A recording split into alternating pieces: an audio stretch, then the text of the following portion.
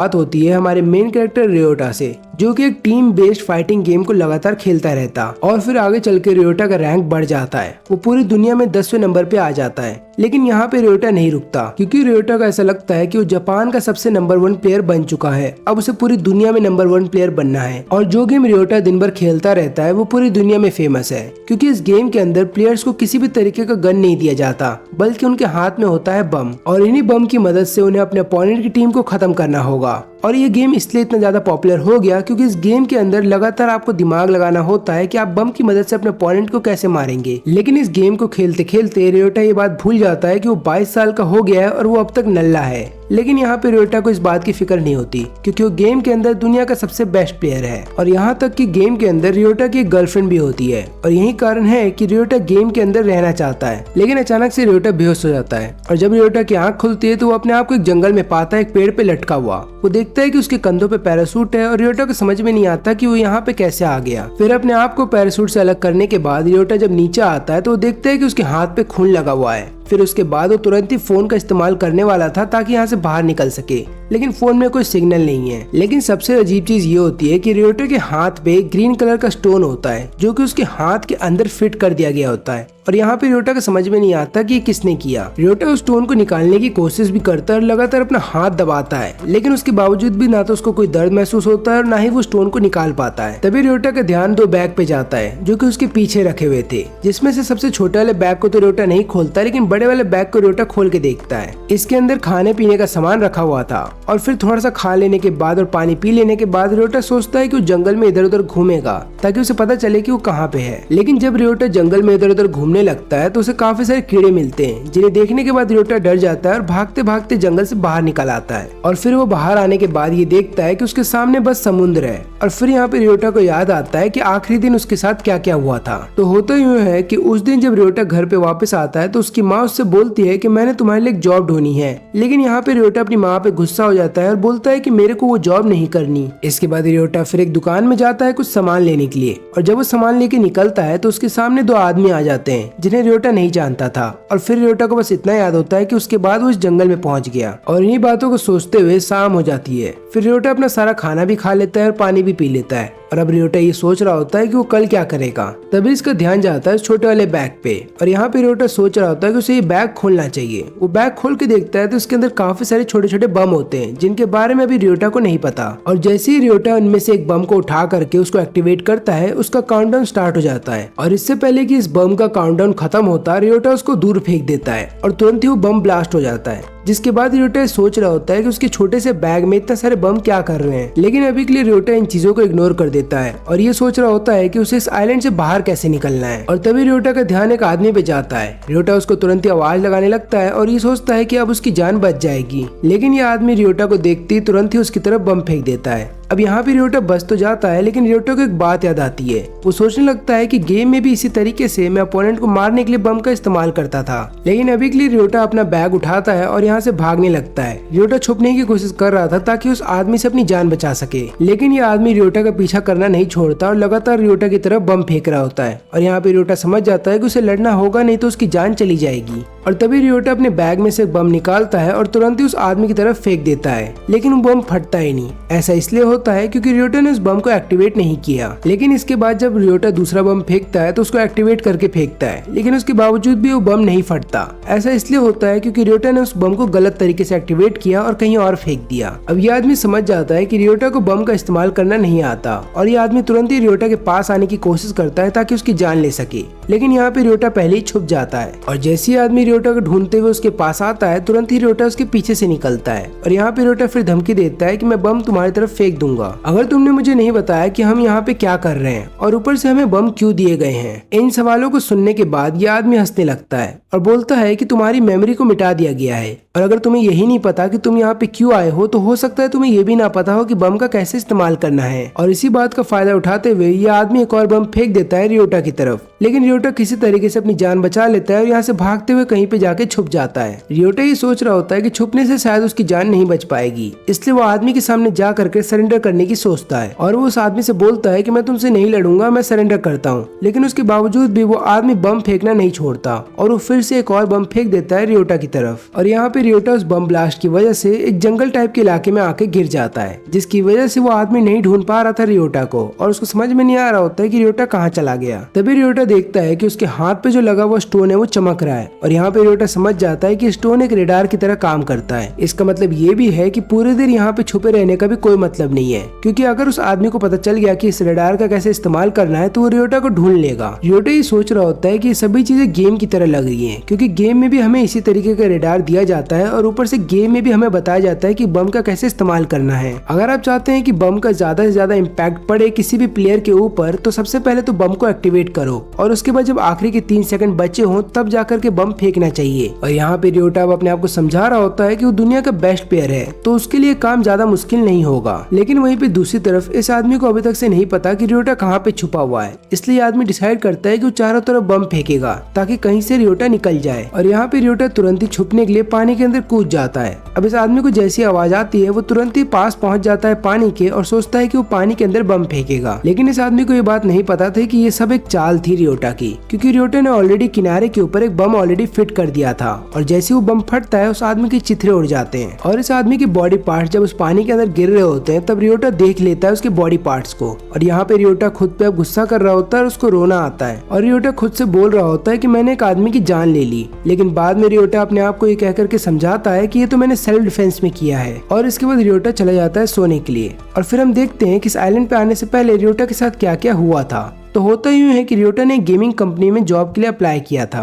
और ये रियोटा के लिए ड्रीम जॉब थी, लेकिन वो गेमिंग कंपनी मना कर देती है रियोटा को जॉब देने से और उसके बाद से रियोटा फिर लगातार बस गेम खेलने लगता, उसको कहीं पे भी जॉब नहीं चाहिए। और यहाँ घर पे रियोटा की माँ उससे बोलती है कि अगर तुम्हें उस गेमिंग कंपनी के अंदर जॉब नहीं मिला तो कहीं और जॉब कर लो, ऐसा तो है नहीं कि दुनिया में जॉब की कमी है, तुम कब तक घर में ऐसे ही नल्ले बैठे रहोगे और पूरे दिन गेम खेलोगे। लेकिन यहाँ पे रियोटा अपनी माँ पे गुस्सा हो जाता है और बोलता है कि मैं उसी कंपनी के अंदर काम करूंगा और नहीं तो मैं कहीं काम नहीं करने वाला। लेकिन यहाँ पे रियोटा की माँ लगातार उसे समझाने की कोशिश कर रही होती है, लेकिन रियोटा अपनी माँ की नहीं सुनता और फिर आखिरी में उसे इतना गुस्सा आ जाता है कि वो अपना कंसोल सीधा फेंक देता है दीवार की तरफ, जो कि सीधा दीवार के अंदर चला जाता है। और फिर वो अपनी माँ से बोलता है कि मेरी लाइफ मेरे ऊपर है, मैं अपनी लाइफ को देख लूंगा कैसे जीना है, आप अपनी लाइफ तो जी चुकी हो। और इसी के साथ रियोटा की आंख खुल जाती है। अब रियोटा की आंख खुलती है उसको भूख लगती है तो रियोटा इधर उधर ढूंढने लगता है खाने के लिए और तभी नदी के किनारे उसे एक लड़की मिलती है। लेकिन यहाँ पे वो लड़की रियोटा को देख करके डर जाती है। और वैसे तो ये लड़की रियोटा से मिल चुकी है लेकिन गेम के अंदर, जहाँ पे दोनों ही अपने गेम के अवतार में थे।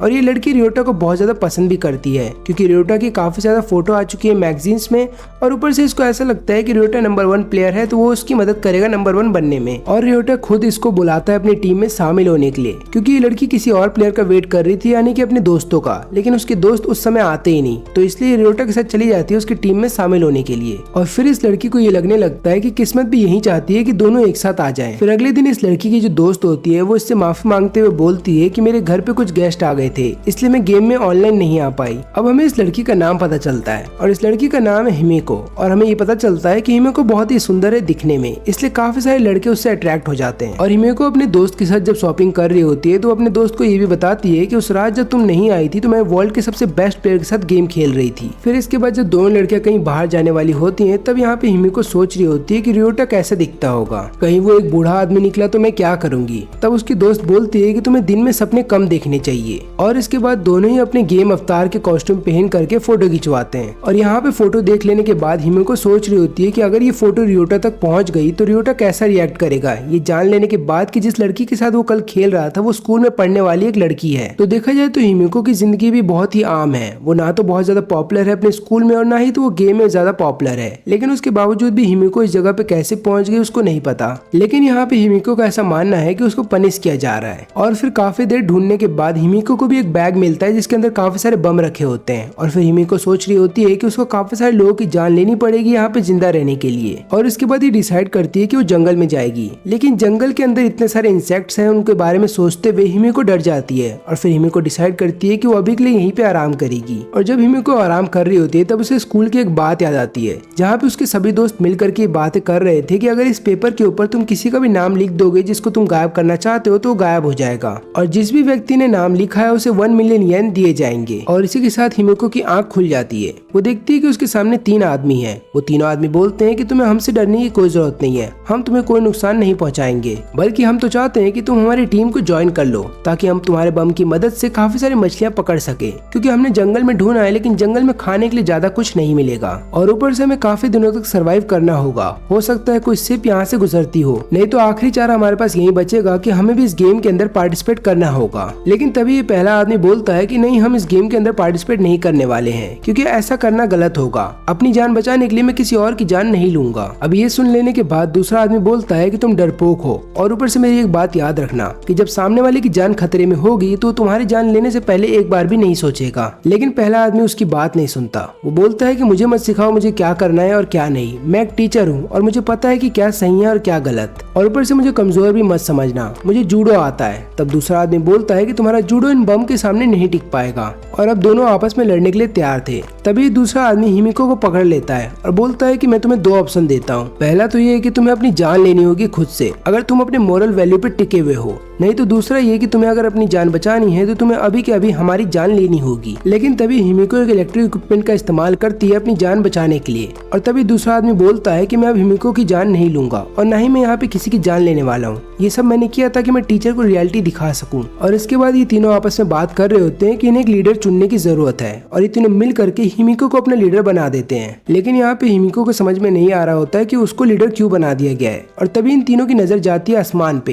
ये लोग देखते हैं कि आसमान में प्लेन के जरिए कुछ ड्रॉप किया जा रहा है। अब ये तीनों उस जगह पहुंच जाते हैं तो उन्हें पता चलता है कि यहाँ पे खाना भेजा गया है और ये तीनों आराम से खाना खाने लगते हैं। लेकिन तुरंत ही वहाँ पे टीचर आता है और बोलता है कि हमें ये खाना बचा लेना चाहिए बाद के लिए और बाकी लोगों को भी देना चाहिए। हो सकता है हमारे अलावा कोई और लोग भी हों इस आइलैंड के ऊपर जिन्हें बहुत ज्यादा जरूरत है इस खाने की। लेकिन तुरंत ही दूसरा आदमी जान ले लेता है यहाँ पे टीचर की, क्योंकि इस आदमी को ऐसा लगता है कि अगर टीचर इनके साथ और जिंदा रहता तो हो सकता है टीचर इनके लिए बहुत बड़ी मुसीबत खड़ी कर देता। और अपने सामने खून होता हुआ देख हिमिको चौंक जाती है। तभी हिमिको को याद आता है कि उस दिन क्या हुआ था यहाँ पे आने से पहले। उसे याद आता है कि वो अपने दोस्तों के साथ थी और सेनपाई नाम के एक आदमी के घर पे जाने वाली थी। अब ये लोग सेनपाई से मिलते भी हैं और उनके घर पे जाने भी वाले थे। लेकिन तुरंत ही हिमिको बोलती है कि मुझे घर पे कुछ काम है, तुम लोग चलो, मैं थोड़ी देर में वापस आती हूँ। लेकिन हिमिको वापस आते ही नहीं और जब उसकी आंख खुलती है तो वो अपने आप को इस आइलैंड पे पाती है। अब यहाँ पे ये मोटा सा आदमी हिमिको को उठाता है नींद से और बोलता है कि हमें यहाँ से भागना होगा, क्योंकि हो सकता है टीचर की तरह वो दूसरा आदमी हम दोनों की भी जान ले ले। और अब ये दोनों जब यहाँ से भाग रहे होते हैं तभी मोटा सा आदमी हिमिको को बताता है कि तुम्हारे हाथ में जो स्टोन लगा हुआ है तुम उसका इस्तेमाल कर सकती हो रेडार के तौर पे। और जब हिमिको इसका ट्राई करती है तब उसको पता चलता है कि वो दूसरा आदमी हमारा पीछा कर रहा है। और तभी लोग भागते भागते ब्रिज के पास आ जाते हैं, जो ब्रिज बहुत ज्यादा टूटा हुआ है। अब हिमिको तो पार कर जाती है उस ब्रिज को, लेकिन ये मोटा सा आदमी डर रहा होता है। लेकिन तभी इस मोटे से आदमी के पीछे वो दूसरा आदमी आ जाता है और वो तुरंत ही बम फेंक देता है मोटे आदमी पे।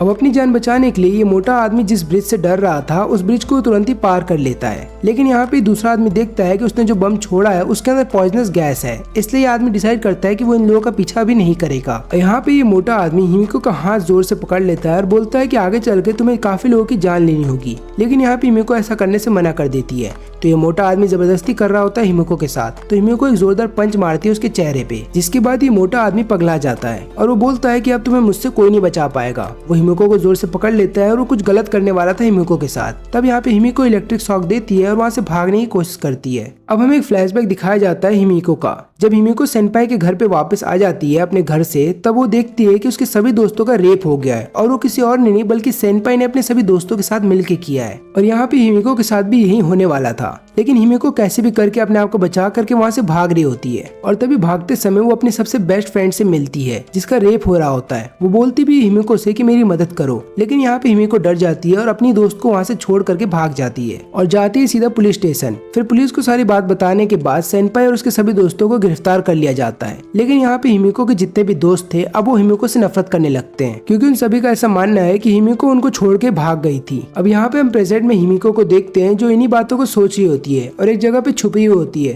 तभी वहाँ पे वो मोटा सा आदमी फिर से आ जाता है और हिमिको को पकड़ लेता है। और ये आदमी हिमिको को पकड़ते ही उसका रेप करने वाला था। तब यहाँ पे हिमिको डिसाइड करती है कि वो अपने आप को बम से उड़ा लेगी ताकि ये मोटा आदमी यहीं पे मर जाए, तब ये मोटा आदमी डर जाता है और वहाँ से भाग रहा होता है, लेकिन हिमिको उस मोटे आदमी को जिंदा नहीं छोड़ती। वो बम को तुरंत ही एक्टिवेट कर लेने के बाद मोटे आदमी पे छोड़ देती है, जिसके बाद वो मोटा आदमी वहीं पे मर जाता है और इस बात का हिमिको को कोई गम नहीं होता। अब यहाँ पे हिमिको सभी लड़कों को एक ही नजर से देखने लगती है और हिमिको डिसाइड करती है कि अब वो अपनी जान खुद ही बचाएगी। और यहाँ पे जब ये अपनी बॉडी को वॉश कर रही होती है तभी वहाँ पे रियोटा आ जाता है, लेकिन यहाँ पे रियोटा का ध्यान यहाँ पे हिमिको की बॉडी पे नहीं जाता, बल्कि हिमिको के पास जो खाना रखा हुआ था उस पे चला जाता है। लेकिन हिमिको यहाँ पे रियोटा को देखती है तुरंत वहाँ से भागने लगती है। रियोटा उसका पीछा तो करता है, लेकिन तब तक हिमिको बहुत दूर निकल जाती है। तब यहाँ पे रियोटा को याद आता है कि उसके पास एक रेडार भी है, इसलिए वो अपने रेडार को एक्टिवेट करता है ताकि वो पता लगा सके कि हिमिको किस डायरेक्शन में गई है। और जैसे ही यहाँ पे रियोटा को पता चल जाता है हिमिको का डायरेक्शन, वो उसी डायरेक्शन में जाने लगता है। तभी वो देखता है कि उसके सामने वाली झाड़ियां हिल रही हैं और यहाँ पे रियोटा अपना बम निकाल लेता है और उस झाड़ियों पे अटैक करने वाला था। लेकिन तभी उस झाड़ियों के अंदर से एक बूढ़ा आदमी बाहर निकलता है और बोलता है कि प्लीज मुझे मत मारना और मैं इस गेम में पार्टिसिपेट नहीं कर रहा हूँ, मैं तो यहाँ पे बस अपना पेट हल्का करने आया था।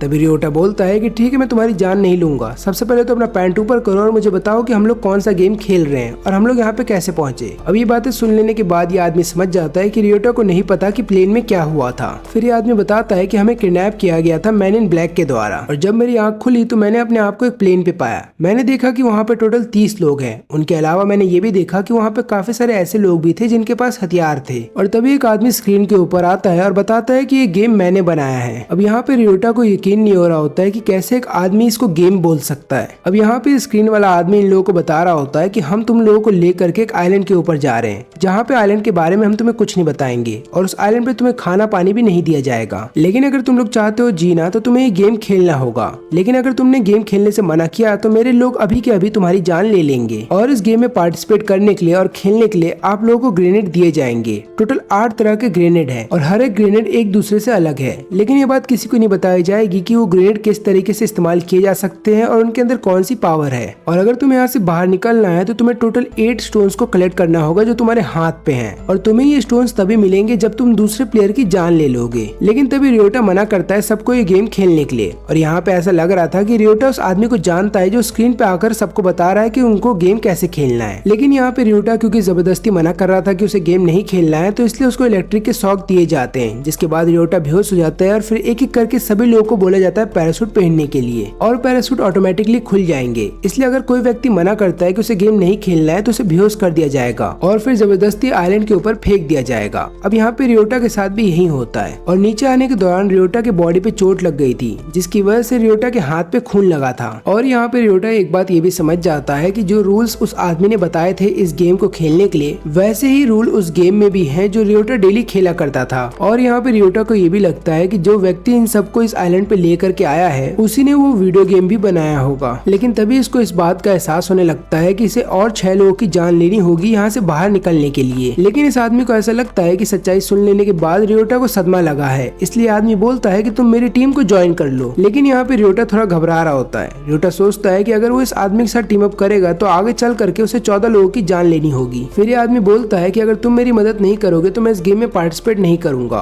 और फिर मुझे कोई और रास्ता ढूंढना होगा यहाँ से बाहर निकलने का। तभी रियोटा बोलता है कि ठीक है, मैं तुम्हारे साथ टीम अप करने के लिए तैयार हूँ, लेकिन पहले मुझे दिखाओ कि तुम्हारे पास कितने टाइप के ग्रेनेड्स हैं। लेकिन ये आदमी ऐसा करने से मना कर देता है। ऐसा लग रहा है कि दोनों एक दूसरे पर ट्रस्ट नहीं करते। रियोटा समझ जाता है कि ये उसकी मजबूरी है, क्योंकि कोई भी व्यक्ति किसी और पे जल्दी ट्रस्ट नहीं करेगा, खासकर ऐसे समय में जहाँ पे कोई भी किसी की जान कभी भी ले सकता है। लेकिन बाद में ये दोनों एक दूसरे पे ट्रस्ट करना स्टार्ट कर देते हैं और डिसाइड करते हैं कि दोनों मिलकर के एक टीम बनाएंगे। और यहाँ पे अब रियोटा को पता चलता है कि इस बूढ़े अंकल का नाम है टेरा, और रियोटा सोच रहा होता है कि अंकल बात करने में तो बहुत अच्छा है, तो उसको यहाँ पे क्यों लाया गया। और तभी इन्हें किसी चीज की आवाज सुनाई देती है आसमान में, और तभी रियोटा ऊपर चला जाता है देखने के लिए। टेरा भी पीछे से आ जाता है और फिर इन्हें पता चलता है कि ये आवाज प्लेन की है और प्लेन के अंदर से काफी चीजें गिराई जा रही है नीचे की तरफ। और यहाँ पे रियोटा को ऐसा लगता है कि इन चीजों के अंदर जरूर खाना होगा, और उन्हीं में से एक सप्लाई बहुत ही नजदीक गिरा होता है जहाँ पे रियोटा होता है, और रियोटा उसके करीब चला भी जाता है। लेकिन तुरंत ही रियोटा देखता है कि वहाँ पे एक लड़की ऑलरेडी पहुंच चुकी है, और वो लड़की जैसे ही उस सप्लाई को उठाती है वहाँ पे एक बम ब्लास्ट होता है, जिसके बाद वो लड़की मर जाती है और वहाँ पे एक दूसरा आदमी आ करके उसका स्टोन ले जाता है। न केवल इतना ही, वो आदमी सारे बम भी ले जाता है और वहाँ पे जितने भी फूड सप्लाई थे उसको भी अपने साथ ले जाता है। और यहाँ पे रियोटा को फिर इस बात का एहसास होता है कि आज उसकी एक गलती उसकी जान ले ली थी, क्योंकि कोई भी फूड सप्लाई कहीं से भी अगर देखा जाता है तो वो हर किसी के द्वारा देखा जा रहा है, यानी कि कोई भी प्लेयर उसके ऊपर ट्रैप लगा सकता है। और जैसे ही कोई दूसरा प्लेयर उस फूड सप्लाई के पास आएगा वो लोग उसकी जान ले लेंगे ताकि उसका स्टोन भी ले लें लें और फूड सप्लाई को भी अपने पास रख लें। जब टेरा ऊपर आता है तो यहाँ पे रियोटा उससे माफी मांगता है कि मैं फूड सप्लाई को अपने पास नहीं ले पाया। उसका कारण ये था कि कोई आदमी मेरे से पहले वहाँ पे आ गया था और उसने एक ट्रैप बिछा दिया था। वो तो अच्छा है कि मेरे से पहले वहाँ पे कोई और प्लेयर पहुंच गया था, इसलिए उसकी जान चली गई, नहीं तो उसकी जगह भी मैं होता। लेकिन तभी रियोटा को एक और दिखता है फूड सप्लाई, और यहाँ पे फिर वो बोलता है कि हम उसकी तरफ नहीं जाएंगे क्योंकि हो सकता है किसी ने वहाँ पे ट्रैप लगा के रखा हो। लेकिन टेरा ऐसा करने से मना करता है। वो बोलता है कि हम उस फूड सप्लाई की तरफ जाएंगे क्योंकि हो सकता है हम यहाँ पे अगर बैठे रहे तो भूखे ही मर जाएंगे। इससे अच्छा तो यही है कि हमें ट्राई करते रहना चाहिए। और इसके बाद दोनों ही नीचे उतर जाते हैं उस फूड सप्लाई को पाने के लिए। अब हमें इसके बाद एक 14 साल के लड़के के बारे में बताया जाता है जिसका नाम है कीरा, और ये अपने घर से भाग जाता है क्योंकि इसके फादर लगातार इसे पीटा करते थे और आगे चल करके इसे चोरी करने की भी आदत लग जाती है। और इसी चोरी के चक्कर में इसने एक आदमी की जान ले ली और आगे चल करके 3 लड़कियों के साथ रेप किया। और जब पुलिस इसे गिरफ्तार कर लेती है तो पुलिस वाले भी सोच रहे होते हैं कि इतना मासूम सा लड़का इतने बड़ा गुनाह कैसे कर सकता है। और इन सबको ऐसा लगता है कि कीरा का मानसिक संतुलन ठीक नहीं है और यही कारण है कि ये लोग इसको जेल न भेज करके एक रिहैब सेंटर में भेजना चाहते हैं। और एक लॉयर कीरा का केस ले भी लेता है। लेकिन फिर इसके कुछ दिन बाद हम देखते हैं कीरा को उसी लॉयर के साथ इस आइलैंड के ऊपर। और यहाँ पे आने के बाद लॉयर भी देख करके हैरान था कि कीरा किस तरीके से अपने मजे के लिए काफी सारे फ्रॉग्स की जान ले रहा है। लेकिन अभी भी लॉयर को ऐसा लगता है कि कीरा का मानसिक संतुलन ठीक नहीं है और वो आगे चल करके कीरा को ठीक कर सकता है। और तभी इनका भी ध्यान उन फूड सप्लाईज पे जाता है जो प्लेन के द्वारा नीचे भेजा जा रहा है। और फिर हमें पता चलता है कि यहाँ पे कीरा के फादर भी आए हैं और कीरा अपने फादर से बहुत डरता है। यानी कि वो लॉयर के साथ तो कितनी बदतमीजी कर ले लेकिन अपने फादर के सामने उसका मुंह नहीं खुलता। और तभी ये तीनों फूड सप्लाई के पास पहुंच जाते हैं जो कि एक पेड़ पे लटका हुआ है। तो यहाँ पे कीरा के फादर अपने ही बेटे के बम का इस्तेमाल करते हैं ताकि पेड़ को उड़ा करके फूड सप्लाई को नीचे लाया जा सके, लेकिन वो बम काम ही नहीं करता। तब यहाँ पे लॉयर बताता है कि बम का जो ओनर है केवल वही उसको एक्टिवेट कर सकता है। और तभी कीरा के फादर कीरा को धमकाते हैं, जिसके बाद कीरा अपने बम को एक्टिवेट करता है और खाने को नीचे ले आता है। फिर खाना मिल जाने के बाद कीरा के फादर बोलते हैं कि ये खाना मैं केवल उसी को दूंगा जो मेरी बातें मानेगा। लेकिन यहाँ पे लॉयर बोलता है कि तुम ऐसा नहीं कर सकते। तो कीरा के फादर लॉयर को धमकाते हुए बोलते हैं कि तुम्हारा पावर यहाँ पे काम नहीं करेगा, इसलिए वही करो जो मैं कहता हूँ। और इसके बाद कीरा के जो फादर होते हैं वो कीरा के गोटे दबा देते हैं, इतनी जोर से दबाते हैं ताकि कीरा दर्द के मारे चिल्लाता रहे। और तभी कीरा को एहसास होता है कि कैसे उसके फादर लगातार उसे घर पे पीटा करते थे। और इस बात से कीरा को इतना ज्यादा गुस्सा आ जाता है कि वो अपने बम का इस्तेमाल करता है अपने फादर के ऊपर। और यहाँ पे उसके फादर की जब जान चली जाती है तो कीरा को ऐसा लगता है कि अब लॉयर उसकी प्रोटेक्शन करेगा, लेकिन यहाँ पे लॉयर तो खुद अपनी जान बचाना चाहता है। और फिर उसके बाद लॉयर कीरा को बोलता है कि तुम्हारे फादर बुरे थे लेकिन तुम अपने फादर से भी ज्यादा बुरे हो और तुम्हें तो पहले ही मर जाना चाहिए। और इतना बोलने के बाद लॉयर वहाँ से भाग जाता है। और तभी कीरा देखता है कि वहाँ पे कोई आ रहा है। वो कोई और नहीं बल्कि रियोटा और टेरा होता है। अब यहाँ पे रियोटा जब आ जाता है तो वो देखता है कि रेडार ने हमें कीरा के बारे में नहीं बताया, क्योंकि रेडार उन्हीं चीजों को डिटेक्ट कर पाता है जो मूव हो रहे हैं। लेकिन अगर कोई व्यक्ति शांति से एक जगह पे खड़ा है तो रेडार उसे डिटेक्ट नहीं कर पाएगा। फिर यहाँ पे रियोटा कीरा से बोलता है कि क्या तुमने इन लोगों की जान ले ली? तो कीरा बोलता है कि हाँ, मैंने इनकी जान ली है क्योंकि यहाँ पे कोई रूल नहीं है और इस आइलैंड के ऊपर केवल वही लोग सर्वाइव कर पाएंगे जो सबसे ज्यादा ताकतवर है। और इतना बोलने के बाद कीरा अपने फादर के सारे बम लेने लगता है और तभी इस मौके का फायदा उठाते हुए वो दोनों वहाँ से भागने लगते हैं। लेकिन कीरा इन दोनों को यहाँ से भागने नहीं देगा क्योंकि ये जगह वैसी है जैसा वीडियो गेम कीरा लगातार खेला करता था। और फिर यहाँ पे कीरा अपने रेडार की मदद से इन लोगों की लोकेशन पता लगा लेता है। अब यहाँ पे रियोटा सोच रहा होता है कि उसे क्या करना चाहिए, या तो वो रुक करके कीरा से लड़े या फिर ऐसे ही भागता रहे। लेकिन तभी टेरा के घुट्टों में मोच आ जाती है और फिर टेरा यहाँ पे रियोटा को बोलता है कि तुम्हें भागते रहना चाहिए, मेरे को यहीं पे छोड़ के चले जाओ। अब यहाँ पे रियोटा सोच रहा होता है कि उसे क्या करना चाहिए। क्या वो अपनी जान खतरे में डालेगा बल्कि एक ऐसे आदमी के लिए जिससे वो अभी भी मिला हो। लेकिन तुरंत ही फिर रियोटा सोचता है कि वो कीरा को किसी और डायरेक्शन में भेजेगा ताकि टारा की जान बच जाए। और यहाँ पे ये डिसाइड करता है कि वो कीरा को हरा देने के बाद उसके सारे बम अपने पास रख लेगा। और इसके बाद दोनों ही रेडार का इस्तेमाल करने लगते हैं ताकि एक दूसरे का पोजीशन चेक करते रहें। और तुरंत ही रियोटा फिर पीछे मुड़ करके अपने रेडार को जैसे ही ऑन करता है तो कीरा उसके पीछे आ जाता है और इसके बाद दोनों ही एक दूसरे पे बम फेंकने लगते हैं। लेकिन यहाँ पे दोनों ही एक बात समझ जाते हैं कि उनका जो अपोनेंट है वो इस गेम को अच्छे से जानता है, यानी कि उस वीडियो गेम को दोनों प्लेयर अच्छे से खेल चुके हैं। लेकिन यहाँ पे रियोटा समझ जाता है कि वो 4 स्टार का प्लेयर है और वहीं पे कीरा जो है वो 3 स्टार का प्लेयर है। और इन दोनों की फाइट के बीच में टेरा चला जाता है कीरा के फादर के पास और उनके हाथ में लगा हुआ स्टोन अपने पास रख लेता है। और यहाँ पे रियोटा सोच रहा होता है कि कीरा के पास किस तरीके के बम होंगे। और यही सोचते हुए रियोटा लगातार भाग रहा होता है और कोशिश करता है छुपने की, और बाद में फिर एक ट्रैप लगाने की कोशिश करता है कीरा के लिए। और यहाँ पे कीरा लगातार लगातार बस रियोटा का पीछा कर रहा होता है और ऐसा करने के दौरान कीरा रियोटा के बिछाए हुए ट्रैप में फंस जाता है। लेकिन बम बहुत ज्यादा पावरफुल नहीं था, इसकी वजह से कीरा की जान बच जाती है। फिर यहाँ पे कीरा अपने रेडार से देख लेता है कि रियोटा कहाँ पे भाग रहा है। वो तुरंत ही अपने बम का इस्तेमाल करता है जिसके अंदर वैक्यूम की पावर है और वैक्यूम की वजह से यहाँ पे रियोटा को मुसीबत आ रही थी लगातार भागने में। तो रियोटा यहाँ पे अपने बैग का इस्तेमाल करता है ताकि वैक्यूम को रोका जा सके। लेकिन यहाँ पे कीरा ये बात भी समझ गया था कि रियोटा बहुत ही अच्छा प्लेयर है, लेकिन वो सिर्फ गेम के अंदर है, क्योंकि रियल लाइफ में रियोटा किसी की जान नहीं ले सकता। अब यहाँ पे कीरा को नहीं पता कि रियोटा कहाँ पे छुपा हुआ है, इसलिए कीरा लगातार ये बताने की कोशिश कर रहा होता है कि मुझे नहीं पता कि सही और गलत के बीच में क्या फर्क है। और यहाँ पे रियोटा जैसे ही कीरा को समझाने के लिए अपना मुंह खोलता है, तुरंत ही वो अपना लोकेशन बता देता है, जिसके बाद कीरा तुरंत ही उसकी तरफ एक बम फेंकता है। लेकिन यहाँ पे रियोटा बच जाता है, लेकिन उस बम से बचने के चक्कर में यहाँ पे रियोटा के सिर पे चोट आ जाती है और अपना खून देखने के बाद रियोटा समझ जाता है कि उसे इस गेम को भी वैसे खेलना पड़ेगा जैसे वो वीडियो गेम में खेला करता था। और फिर अपने आप को मेन प्लेयर समझते हुए रियोटा बीच में खड़ा हो जाता है। कीरा उसको देख लेता है। कीरा तुरंत ही एक वैक्यूम बम का इस्तेमाल करता है रियोटा की तरफ, लेकिन रियोटा उसको अपने बैग से रोक लेता है और फिर भागने लगता है। इसके बाद कीरा अपने रेडार का इस्तेमाल करता है ताकि वो रियोटा की पोजीशन का पता लगा सके, लेकिन उसको कुछ भी नहीं दिखता। और यहाँ पे कीरा को ऐसा लग रहा होता है कि रियोटा एक जगह पे रुक गया है ताकि रेडार में वो पकड़ा ना जाए, लेकिन ऐसा होता नहीं, बल्कि रियोटा तो लगातार कीरा के चारों तरफ घूम रहा होता है और उस पर बम भी फेंकता है। और यहाँ पे कीरा को समझ में नहीं आ रहा था कि रेडार उसको क्यों नहीं पकड़ पा रहा। तो होता यूं है कि रियोटा ने एक ऐसी टेक्निक को मास्टर कर लिया होता है जो केवल प्रो प्लेयर्स को पता होता है, और इसी टेक्निक की मदद से रियोटा ने रेडार को जैम कर दिया है। तो होता यूं है कि रियोटा ने अपने रेडार को उसी समय ऑन कर दिया था जिस समय कीरा ने ऑन किया था, और इसी की मदद से उसने कीरा के रेडार को जैम कर दिया। और फिर वो कीरा को लगातार कंफ्यूज करता रहता है और आखिरी में कीरा के पास एक बम भी फेंक देता है। और जैसे ही कीरा थोड़ी देर के लिए बेहोश हो जाता है, तब यहाँ पे रियोटा अपने होश में आता है और रियोटा खुद से बोलता है कि वो क्या करने वाला था, उसकी वजह से भी किसी की जान चली जाती। और फिर यहाँ पे कीरा को एक पेड़ से बांध दिया जाता है और उसके बाद उसके सारे बम रियोटा के द्वारा ले लिए जाते हैं। और फिर यहाँ पे जब रियोटा जा रहा होता है तो कीरा पूछता है कि तुम्हारा नाम क्या है, और यहाँ पे रियोटा अपना असली नाम नहीं बताता बल्कि अपना गेम का नाम बताता है। और ये नाम सुनते ही कीरा समझ जाता है कि रियोटा जापान का सबसे बेस्ट प्लेयर है। और इसके बाद कीरा खुद से बोलता है कि मुझे इस आइलैंड पे बहुत मजा आने वाला है। अब यहाँ पे रियोटा और टेरा को अच्छा खासा खाना मिल जाता है। देखा जाए तो उनको केवल कप नूडल्स ही मिलते हैं खाने के लिए, लेकिन ये कप नूडल्स भी ऐसी जगह में 5 स्टार खाने से कम नहीं है। फिर खाना खा लेने के बाद टेरा जो है यहाँ पे लगातार रियोटा को बोल रहा होता है कि तुम्हारा शुक्र है जो तुमने अपनी जान खतरे में डाली मेरे लिए। और इतना बोलने के बाद टेरा लगातार रोने लगता है। लेकिन यहाँ पे टेरा को अभी भी समझ में नहीं आ रहा था कि उसको इस आइलैंड पे क्यों लाया गया है, उसने ऐसी क्या गलती की है। अब इसके बाद हमें रियोटा का घर दिखाया जाता है जहाँ पे रियोटा की माँ अपनी जान देने वाली थी,